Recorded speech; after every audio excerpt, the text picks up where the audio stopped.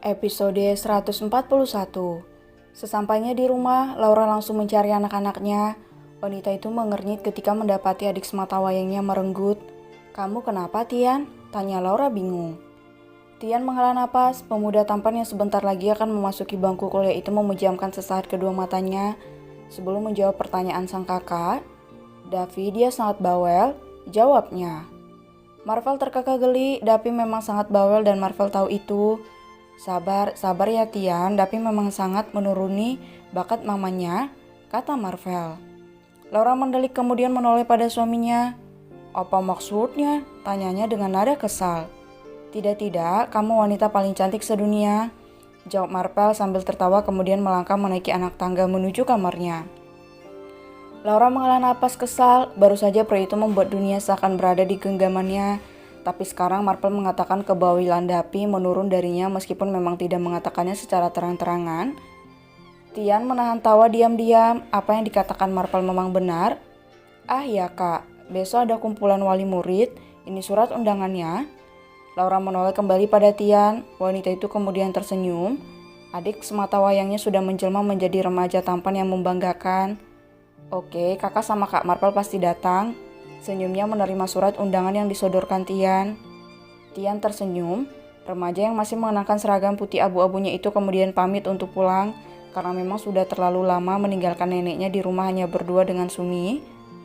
Laura menghela napas menatap Tian yang berlalu dengan motor gedenya.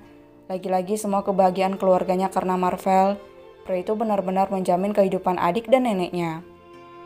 "Mama," Laura tersadar dari lamunannya saat merasakan sentuhan lembut Davi di tangannya.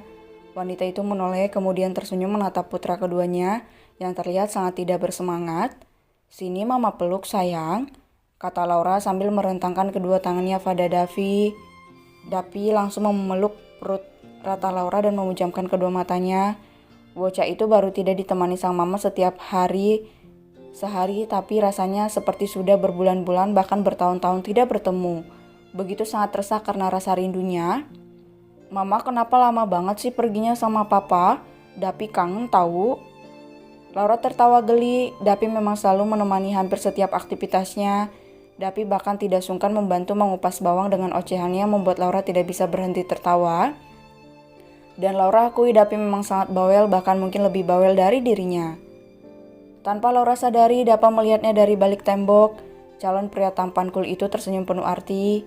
Dapa merasa harus benar-benar bisa menjadi kakak yang paling sempurna di dunia untuk kedua adik kembarnya. Dapi memang pengertian juga sangat penyabar, tapi Dapi juga ternyata sangat manja sama seperti Diva. Davi tidak bisa jauh dari sang mama.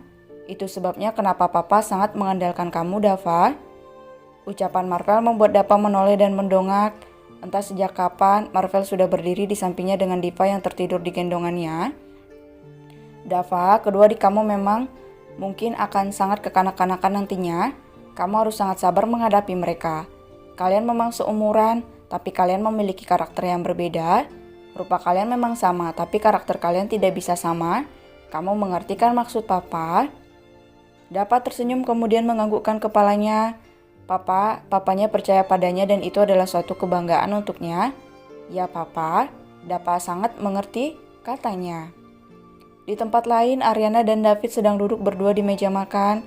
Suasana hening menyelimuti keduanya membuat David merasa sedikit salah tingkah. David sebenarnya ingin mengatakan sesuatu pada Ariana, tapi David tidak tahu apa yang ingin dia katakan.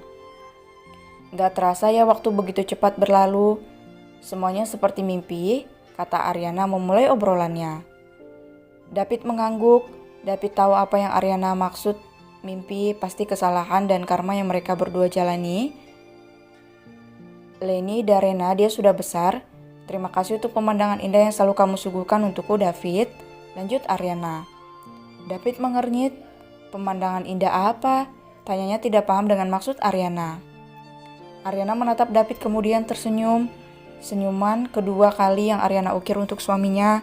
Suami yang memang tidak pernah Ariana harapkan tapi tetap mau berkorban dan mendampinginya selama 7 tahun belakangan. "Kamu dan Leni, aku senang melihat komunikasi kalian.